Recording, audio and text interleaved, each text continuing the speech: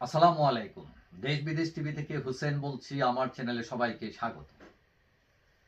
ভারতের সাথে বাংলাদেশের খুবই সুসম্পর্ক ছিল শেখ হাসিনার আমলে, কিন্তু ডক্টর ইউনূস ক্ষমতায় আসার পর বিভিন্ন ইস্যুতে ভারত বাংলাদেশের সম্পর্ক অনেকটা তলানিতে চলে গেছে। এখন বাংলাদেশ কিছুটা পাকিস্তানপন্থী, কিছুটা চীনপন্থী সেই দিকে ঝুঁকছে। এবং সম্প্রতি ইউনূস চীন সফর করেছেন এবং এটা নিয়ে ডক্টর ইউনূসের প্রেস সচিব শফিকুল আলম বলেছেন যে ডক্টর ইউনূস সবার আগে মোদির সাথে বৈঠক করতে চেয়েছিলেন। তো চেয়েছিলেন, কিন্তু হয়নি কেন সেটা সবাই জানেন। এখন সামনে আর একটা কনফারেন্স আছে ব্যাংককে, এবং সেখানেও বাংলাদেশ প্রস্তাব দিয়েছিল যে মোদির সাথে বৈঠকের, কিন্তু এই ব্যাপারে আমরা এখনো পর্যন্ত যেটা জানলাম যে ভারত ইউনূসকে কোনো শিডিউল দেয়নি। এটা ছাড়াও ভিসা জটিলতা, দুই দেশের চিকিৎসা, ব্যবসা, বেড়ানো সবকিছু স্থবির হয়ে আছে। এটার প্রধান কারণ শেখ হাসিনা ইস্যু, সংখ্যালঘু নির্যাতন, জঙ্গিবাদ, এইসব বিষয় নিয়ে দুই দেশের মধ্যে ঠান্ডা লড়াই। এখন ভারত পাকিস্তান এবং চীন প্রীতির যে বেড়েছে বাংলাদেশের সাথে, সেটার দিকে নজর রাখছে।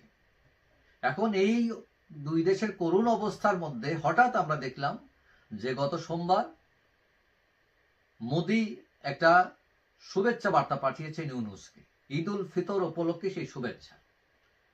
এখন এই শুভেচ্ছা বার্তা আসার পর ইউনূস প্রশাসন মোটামুটি একটু খুশি হয়েছে, মানে এই যে ঠান্ডা যুদ্ধ তাহলে কাটতে শুরু করলো কিনা। এখন মোদি কি লিখছেন, তিনি লিখছেন যে শুভেচ্ছা বার্তায়, যেটা তিনি ইউনূসকে লিখেছেন, বলছেন যে পবিত্র রমজান মাসের সমাপ্তির সঙ্গে সঙ্গে আমি এই সুযোগে আপনাকে ও বাংলাদেশের জনগণকে ঈদ উল ফিতরের আনন্দময় উৎসব উপলক্ষে আন্তরিক শুভেচ্ছা ও অভিনন্দন জানাই। ভারতের ২০ কোটি মুসলিম বিশ্বের অন্যান্য মুসলিমদের সাথে রোজা ও প্রার্থনায় সময় কাটিয়েছেন। এই শুভক্ষণে আমরা সারা বিশ্বের মানুষের জন্য শান্তি, সম্প্রীতি ও সুস্বাস্থ্য ও সুখ কামনা করছি। দুই দেশের মধ্যে বন্ধুত্বের বন্ধন আরো দৃঢ় হোক, এইটুকু লিখছেন মোদি। এখন এই চিঠি যদি পর্যালোচনা করি তাহলে বোঝা যাবে, প্রথমত ইউনূস প্রশাসনের জন্য এটা আনন্দের সংবাদ, মানে বরফ গলা শুরু হয়েছে। অমীমাংসিত যেসব বিষয় আছে সেগুলোর আলোচনার দ্বার খুলতে পারে, অনেকটা সম্ভাবনা খুলেছে।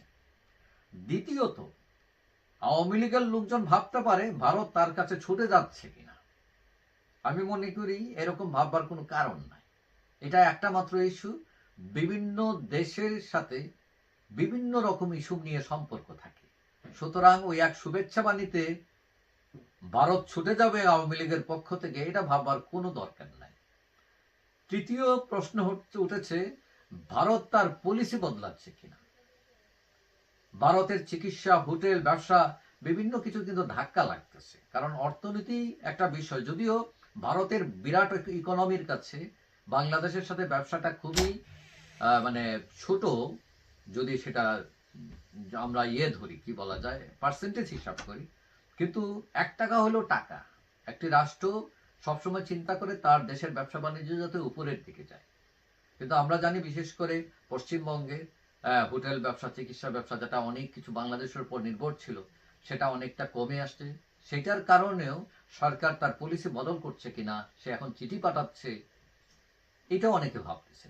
কিন্তু আমি মনে করি আসলে তেমন কিছুই বদল হয়নি ভারতের। বিশেষ করে এই যে বিশেষ দিবসের শুভেচ্ছা বার্তা পাঠানো, এটা হচ্ছে একটা কূটনৈতিক শিষ্টাচার। মোদি হয়তো শুধু বাংলাদেশকে না, তিনি হয়তো আরো অনেক মুসলিম দেশকে একই বার্তা পাঠিয়েছেন। তবে এটাকে নেগেটিভলি নেওয়ারও কিছু নেই। মানে রাজনীতিতে যাই হোক, দুই দেশের মানুষে মানুষের যে সম্পর্ক, সেটা তো অস্বীকার করা যায় না। এটা যুগের যুগের সম্পর্ক।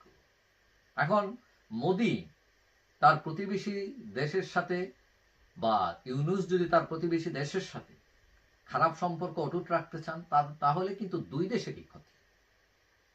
সুতরাং দুই দেশের মধ্যে যদি কোনো বিষয়ে আপত্তি থাকে, ভুল বোঝাবুঝি থাকে, সেটা আলোচনার মধ্যে মীমাংসা করা সম্ভব। যাই হোক, সবাই ভালো থাকবেন। আশা করি দেখা হবে অন্য কোনো ভিডিওতে, ইনশাআল্লাহ। আল্লাহ।